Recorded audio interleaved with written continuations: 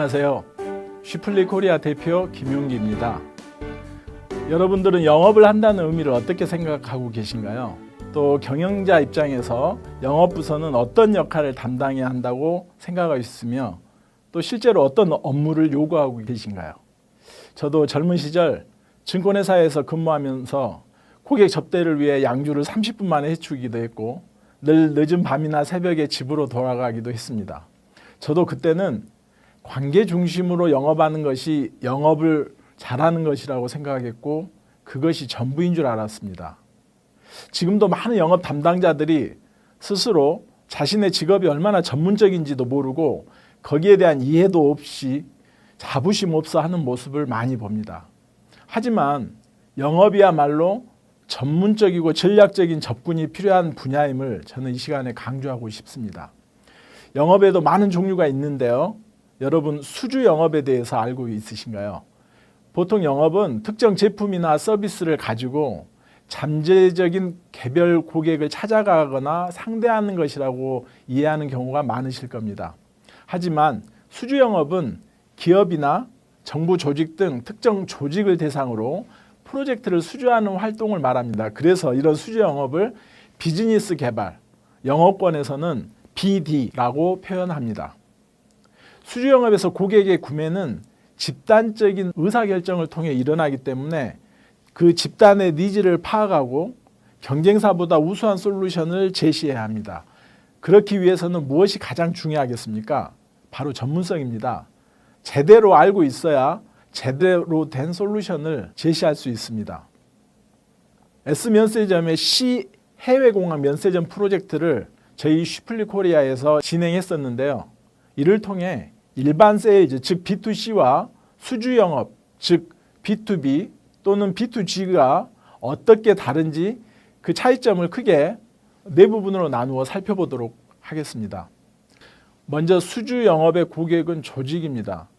여기서도 S면세점의 고객은 C공항의 특정 누군가가 아니라 그 C공항을 이루고 있는 조직이었습니다.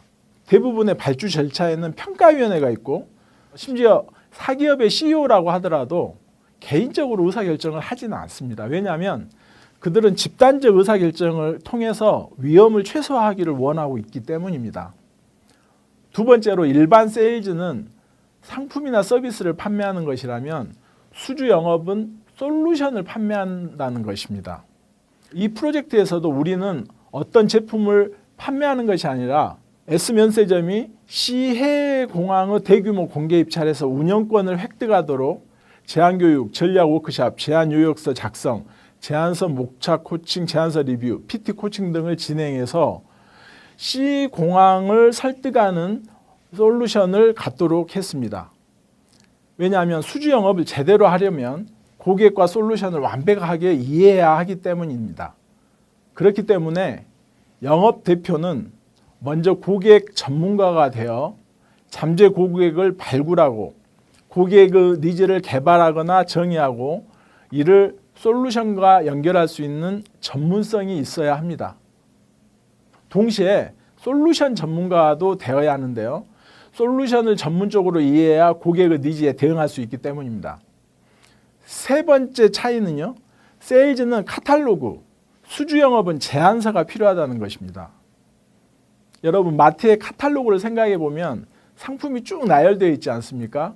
그것처럼 카탈로그는 상품이나 서비스 중점으로 설명하는 데 비해 제안서는 고객의 니즈 중심입니다. 여기에서도 S면세점이 C해외공항의 공개 입찰에서 면세 운영권을 획득해야 하는 고객의 니즈를 파헤치기 위해 이를 위한 제안서를 고객에게 제시한 것입니다. 그렇다면 제안서는 어떤 내용을 반드시 포함하고 있어야 될까요? 먼저 고객의 이슈를 정의해야 됩니다. 정확히 무엇이 필요한지 파악하고 이것을 해결하기 위한 우리의 솔루션을 내놓아야 합니다. 또 우리가 제시하는 솔루션을 통해 고객이 갖는 효용, 즉 베너핏이 무엇인지 정확하게 알려주어야 합니다. 네 번째는 매출 발생이 어디서 나오느냐의 차이인데요. 일반 세일즈는 보통 관계 형성이 곧 매출로 이어집니다. 보험 가입할 때를 생각해 보시면 쉽습니다. 보험은 대부분 아는 사람이나 건너 아는 사람을 통해서 가입하시지 않습니까? 그런데 수주 영업을 이렇게 관계 중심으로 이해하면 성과가 낮은 조직에 머물게 됩니다. 수주 영업은 관계가 아니라 차별화된 정보 수집과 전략 개발이 수주를 결정하는 중요 포인트이기 때문입니다. 이 프로젝트에서도 우리는 공개 입찰과 면세 사업이라는 분야의 전문성을 가지고 쉬플리 아시아 지사의 글로벌 컨설턴트들을 투입하여 컨설팅을 수행하였습니다. 지금까지 일반 세일즈와 수주 영업의 차이를 살펴보았습니다. 일반적으로 알고 있던 세일즈와 많이 다르지 않습니까? 먼저 경영자가 이 두 개념의 명확한 차이를 알고 접근해야 회사의 영업대표, 즉 세일즈 레프리젠터티브가 어떤 역할을 해야 하는지 제시해 줄 수 있습니다. 영업대표는 조직과 조직의 거래에서 판매자 조직을 대표한다는 의미를 담고 있음을 기억해야 합니다. B2C 시장에서 일반 영업사원이 하는 세일즈와는 차별성이 있을 수밖에 없죠. 영업대표가 이끌어가는 수주 영업은 조직 간의 거래를 대표하는 것이기 때문에 개인 단위가 아닌 조직 전체의 개입으로 완결됩니다. 물론 세일즈와 수주 영업은 유기적으로 결합되어 있어서 고객을 상담한 세일즈 경험이 수주 영업에서 도움이 될 수 있겠죠.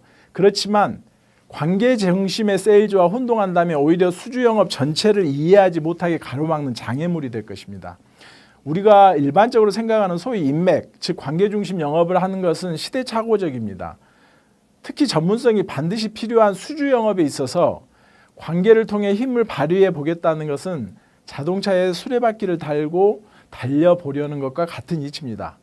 아는 후배에게 보험이나 차를 팔 수는 있지만 아는 후배에게 시스템을 구축해 달라든지 또 미사일을 사달라고 하기는 어려울 것입니다. 기업의 규모, 수주 영업의 프로젝트의 크기에 따라서 다르겠지만 경영자 여러분들이 영업에 직접 나서야 하는 경우도 발생할 것입니다. 그렇지 않다고 하더라도 기업 내의 영업, 특히 수주 영업 담당자의 역량을 향상시키는 것은 경영자 여러분들의 사명이자 경영에 있어서 그 어떤 일보다 중요한 부분이라 할 수 있습니다. 영업은 기업의 이익 창출에 직결됩니다. 그렇기 때문에 영업, 특히 수주 영업은 경영의 큰 전략으로 설정하고 전문성을 갖추어야 한다는 점 꼭 명심해 주시길 바랍니다. 감사합니다.